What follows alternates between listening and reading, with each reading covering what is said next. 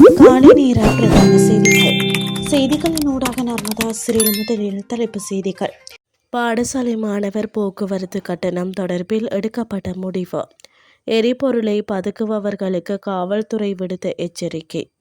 Iran பாடசாலை மீது தாக்குதல், பலி எண்ணிக்கை 165 உயர்வு. இனி விரிவான செய்திகள். அகில இலங்கை மாணவர்களுக்கு இடையேயான பள்ளி மாணவர் போக்குவரத்து சங்கம் நேற்று காலை அம்பலாங்கொடையில் நடைபெற்ற ஊடகவியலாளர் சந்திப்பில் எரிபொருள் விலைகள் அதிகரித்த போதிலும் பள்ளி மாணவர் போக்குவரத்து கட்டணங்களில் அதிகரிப்பு இருக்காது என்று தெரிவித்தது. உலகின் தற்போதைய சூழ்நிலை மற்றும் பள்ளி மாணவர்களின் பெற்றோரின் பொருளாதார நிலை ஆகியவற்றை கருத்தில் கொண்டு தனது சங்கம் இந்த முடிவை எட்டியதாக சங்கத்தின் தலைவர் ருவன் பிரசாத் தெரிவித்தார். அடுத்த மாதம் எரிபொருள் விலை அதிகரித்தால் தனது சங்கம் தயக்கம் காட்டினாலும் தவிர்க்க முடியாமல் கட்டணங்களை அதிகரிக்க வேண்டியிருக்கும் என்று அவர் கூறினார்.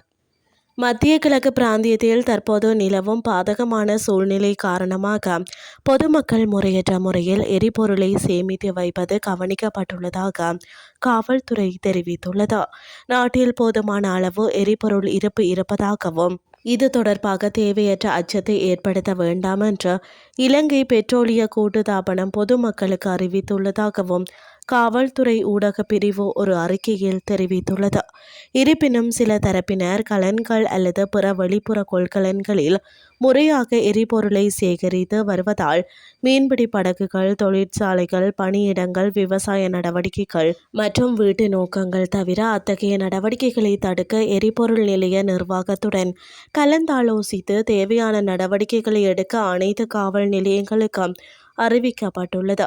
தேவையற்ற முறையில் எரிபொருளை சேகரித்து சேமித்து வைப்பதன் மூலம் அதிக விலைக்கு எரிபொருளை விற்பனை செய்யும் மோசடியில் ஈடுபட்டுள்ள தனிநபர்கள் அல்லது குழுக்கள் மற்றும் எரிபொருள் தொடர்பாக சமூக ஊடகங்களில் பல்வேறு தவறான விளம்பரங்களை வெளியிடுபவர்கள் மீது இலங்கை காவல்துறை விசாரணை நடத்தி சட்ட நடவடிக்கை எடுக்கும் என்று தொடர்புடைய அறிவிப்பில் குறிப்பிடப்பட்டுள்ளது.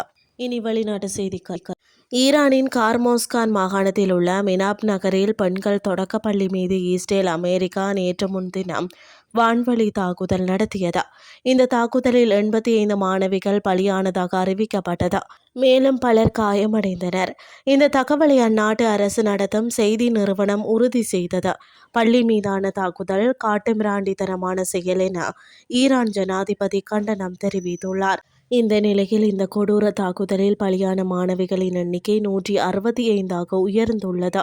இடிபாடுகளுக்குள் சிக்கியவர்களை மீட்கும் பணி நடந்து வருவதால் பலி எண்ணிக்கை மேலும் உயரும் என அஞ்சப்படுகிறது. இந்த தாக்குதல் தொடர்பான படத்தை ஈரான் வெளியுறவு அமைச்சர் தனது எக்ஸ் தளத்தில் பதிவிட்டுள்ளார். இத்துடன் செய்திகள் யாவும் நிறைவடைகின்றது. அடுத்த இரவு 8:30 எதிர்பாருங்கள். நன்றி.